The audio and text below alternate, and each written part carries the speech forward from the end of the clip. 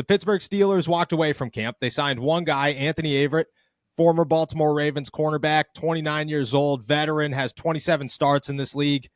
The only guy that they walked away signing. I think a bit surprising there, but a name that doesn't shock us that he is on the 90-man roster now. What excites you about Anthony Averett? And at the same time, how surprised were you that other guys did not get deals done?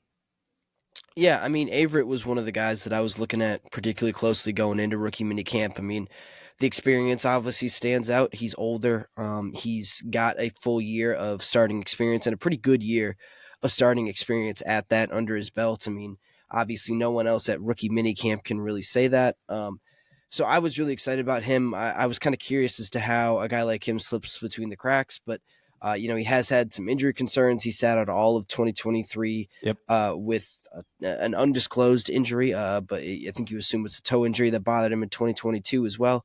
I'm really excited about Anthony Averett. I think he could be a really good option in the slot. I think, he could maybe even battle with Dante Jackson for some snaps on the outside. I think he's an option in a couple different places, and you love the experience. That's something that this room doesn't have, this cornerbacks room doesn't have a ton of at the present moment. So I think he's a very good signing. I think, I'm not expecting him to be an all-pro or anything this year, but I think he could be a really solid, backup or reserve option for the Steelers at this point. Yeah, I look at him now as the favorite, the new starting slot corner for the Steelers, somebody that they needed. I'm not going to say that he's like a definite week one starter. I don't think it closes the door on a guy like Cam Sutton or any other free agent that's out there that the Steelers might see as a good fit for the slot position. But I do think it's a better option to have than Beanie Bishop or Darius Rush. It's a guy that comes in here with experience. It's a guy that comes in here capable of starting. 2 years ago was a starter, has played in this division for a while, which I always think helps. If you could have a guy who plays in the AFC North, they understand what AFC North football is,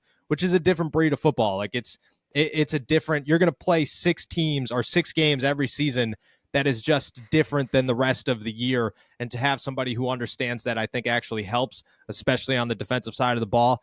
I don't know. I don't know what my expectations are for him just yet. I look at him as a guy that I want to see at minicamp. I want to see him at training camp. I want to see him once the pads come on.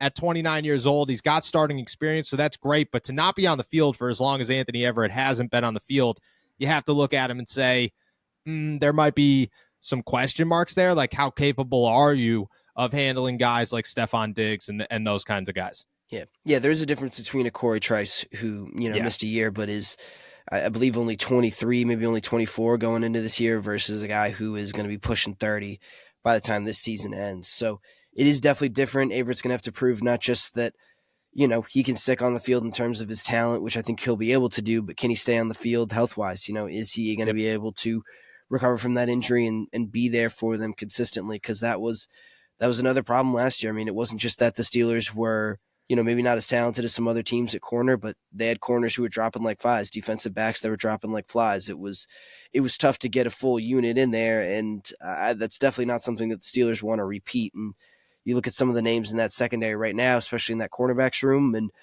you like the talent, but you got to make sure that everyone's there for this team to be at its best. Yeah, I could see this team going out, and maybe I'm wrong here, maybe I'm jumping the gun. I could see this team going out and being really comfortable with Beanie Bishop being the number 2/number 3, but working his way up the depth chart, while Averett and a guy like Cam Sutton are okay, this is 1, this is 2. Like, I think that at that point, I think that's what the Steelers did, is they set themselves up to have options, which is the best way to go about this.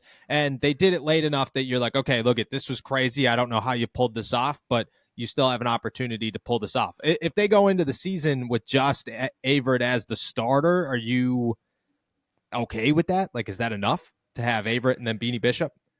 As of right now, I'm not so sure. Like you said, we need to see what Anthony Averett can do when the pads come on. I think I like his potential, but again, you got to see it. So I would not, if the season started tomorrow, I'd be pretty nervous about just throwing Anthony Averett out there and, rolling with the cornerback group that they have right now. But like you said, they have options. This is, I think ideally, Averett is a guy who's backing up, who's rotating in, who's being a reserve.